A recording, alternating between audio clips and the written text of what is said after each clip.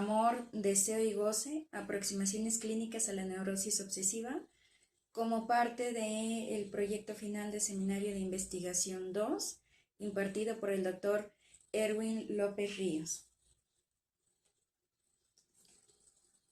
Esta investigación fue planeada o pensada a partir de un texto encontrado como parte de la neurosis obsesiva y estos conceptos fundamentales de amor, deseo y goce que se ven contrapuestos también a este tipo de neurosis. Bueno, ¿qué pasa también con estos conceptos como fundamentales también para el psicoanálisis, justamente en este tipo de neurosis? Y a partir de ello fue que se desglosó la presente investigación que se estuvo también, o la estuve trabajando a lo largo de esta materia, como el diseño capitular. Pues bueno, fue dividido de la siguiente manera. Por ahí, en primer lugar, se encontró amor como concepto fundamental para el psicoanálisis, que por ahí mencionaba inclusive un teórico. Bueno, si se ama, se sufre; si no se ama, se enferma, ¿no? Hay ciertos conceptos que también fueron configurados a partir de este concepto que fue pensado y que pues a partir de ello también desarrolló posteriormente investigaciones muy particulares, muy interesantes de cómo es que se da la constitución del sujeto como sujeto en sí mismo y que posteriormente deriva ciertos caracteres o ciertos procesos, incluyendo conflictos que se presentan psíquicamente. Por otro lado, podemos encontrar complejo de Edipo.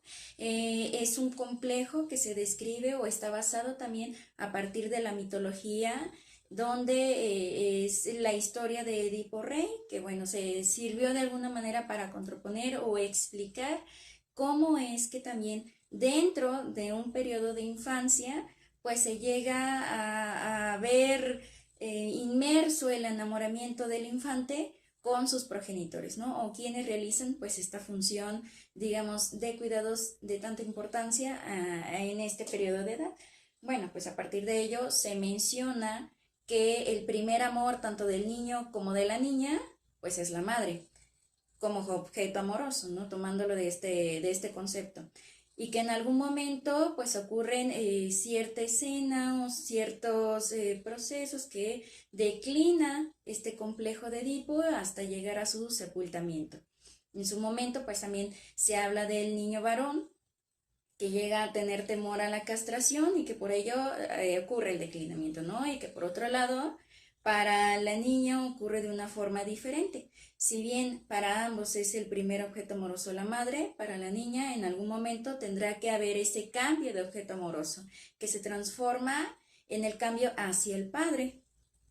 Y ocurre por ahí de una forma distinta, ¿no? En el siguiente apartado se puede encontrar la escena primaria.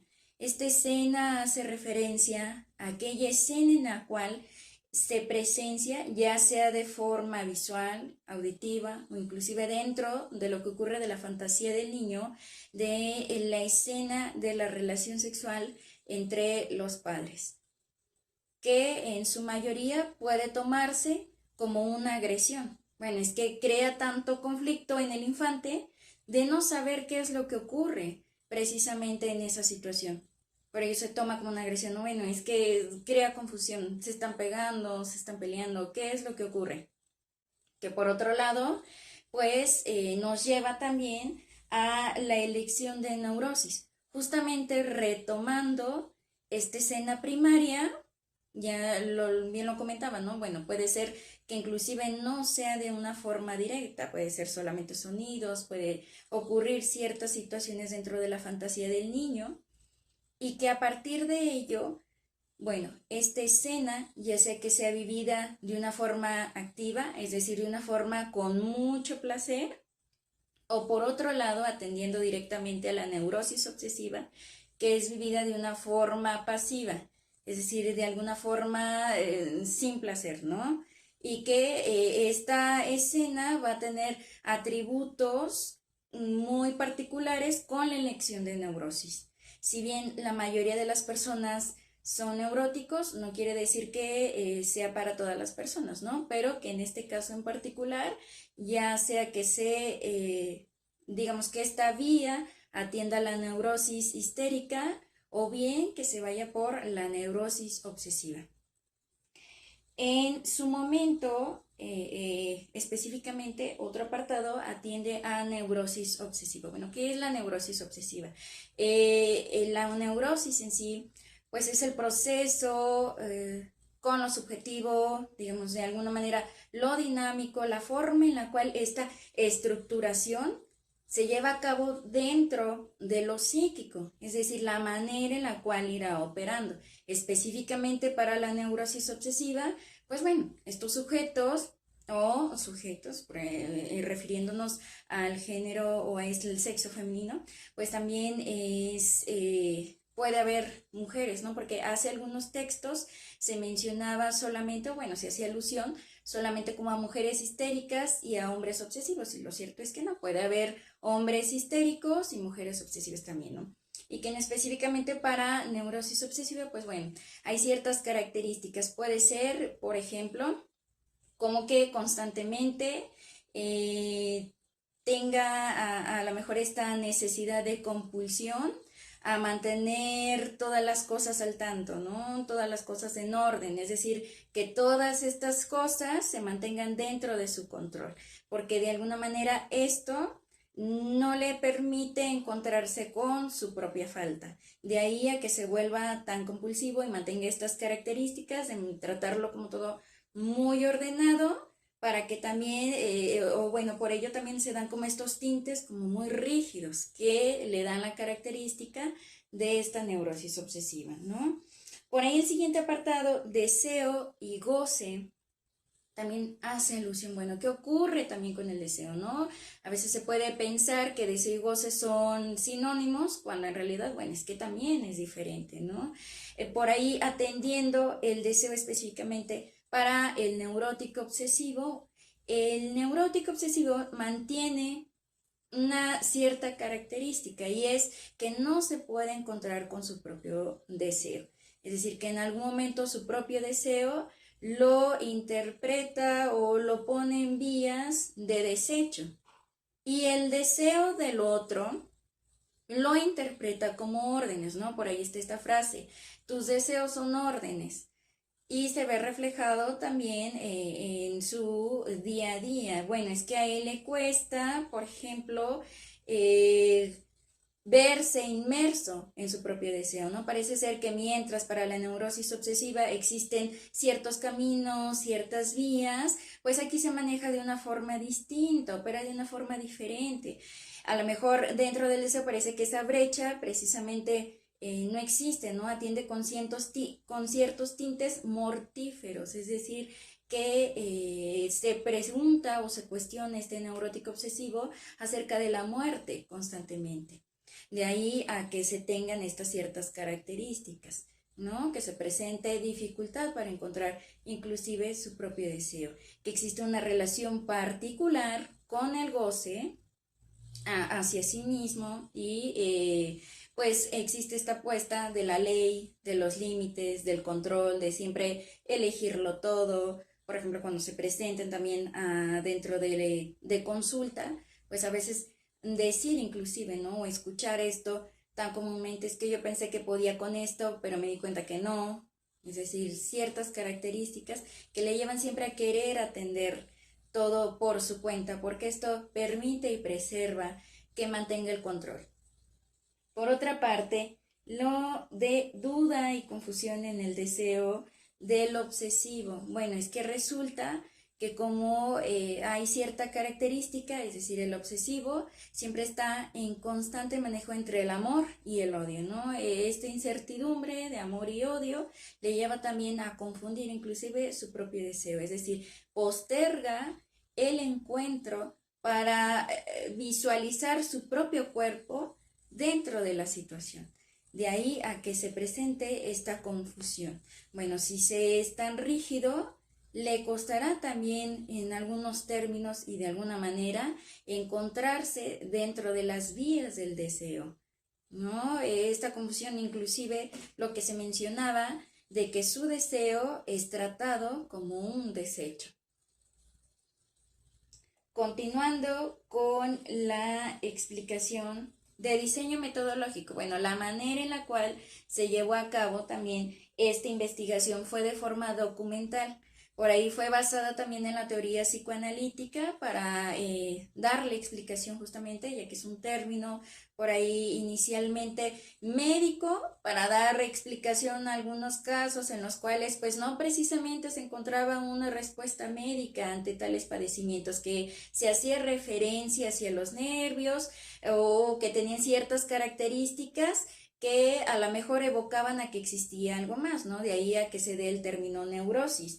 Y por otro lado, pues también justamente dentro del psicoanálisis se hace referencia a que si bien es una rama de estudio, existe completamente muchísimos textos que se han escrito también a partir de esta teoría, pues también para dar el sustento se recurrió a estos textos que dan cuerpo a la presente investigación. Por ahí, dentro de las herramientas utilizado el análisis de caso, se analizó el caso JR para dar mayor sustento que, pues bueno, permitiera no solamente poder brindar información bibliográfica, documental, sino que también se pudiera contraponer, bueno, existen también casos, porque dentro de la vida real, a la clínica también se presentan casos con estas características, ¿no? Y que resulta una propuesta pues también muy interesante para poder dar justamente el sustento necesario a esta investigación. Y los percances, límites de esta ejecución, pues algo que me pude por ahí percatar, pues que también existen muchos documentos, pero a lo mejor también, bueno, se presta a que se abra muchísimo el tema, parecen de alguna manera o en algún momento como temas aislados, a lo mejor decirlo en cuanto a conceptos, pero que en algún momento también se unen. Y que eso es lo interesante, lo que fascina dentro de la teoría, que se pueda crear este análisis, esta reflexión inclusive de aquello que proponen los teóricos para poderlo concentrar en estos temas, ¿no? Y justamente o inclinado hacia la neurosis obsesiva. Dentro de las conclusiones me parece una propuesta interesante de cómo también aporta, inclusive, si bien existen textos que han escrito, no está de más, parece ser que no todo puede ser dicho, hay ciertas cuestiones que inclusive pueden servir para pensar más allá, ¿no? Algo que llamó mucho mi atención es que se mencionaba y que anteriormente lo había escuchado antes de comenzar esta investigación, en cuanto a la elección de neurosis, específicamente al complejo de Edipo, y que se mencionaba que a partir de ello puede ser una explicación como fundamental para la elección de neurosis, pero por ahí también se menciona, y fue algo que me fascinó encontrar, otro teórico que mencionaba acerca de, bueno, si bien existe el complejo de Edipo, también existe el complejo de castración. ¿Será posible que a lo mejor también el complejo de castración esté realizando su labor ahí de una forma interesante para la configuración del sujeto? Y puede ser precisamente que sí, ¿no? Justamente el neurótico obsesivo pues tiene ciertos tintes, ciertas características que evocan a la castración. Bueno, es que le resulta irritante, inclusive difícil encontrarse con su propia falta. Es que no le gusta encontrarse con ella porque justamente se ve castrado, ¿no? La neurosis atiende esta forma de hacer con la castración original, es decir, con la falta. Y es una propuesta que me resultó sumamente interesante. Bueno, parece que por ahí todavía se podría indagar más allá y que justamente dentro de esta investigación pues también me pareció interesante agregar ese y otros elementos que consideré pertinentes para dar cuerpo a aquello que estas aproximaciones clínicas pues también se diera a la neurosis obsesiva. Dentro de las investigaciones, algo que llamó mi atención fue que si bien existían investigaciones hechas o realizadas aquí en México, muchas de ellas atendían o dentro de la información que encontré, en su mayoría atendían a lo mejor países como Argentina, España, que han realizado estudios, y así tal cual lo explicaba, estudios críticos filosóficos con énfasis en psicoanálisis. Y fue donde mayormente pude captar esta información y que vale la pena pues también dar una búsqueda que sí ha llamado mi atención, bueno, porque tal vez en México sí se han encontrado investigaciones, pero que a lo mejor sería oportuno un campo inclusive para explorar aún más allá. Como comentario final, bueno, mi experiencia, a mí qué tal me fue con todo esto de la investigación.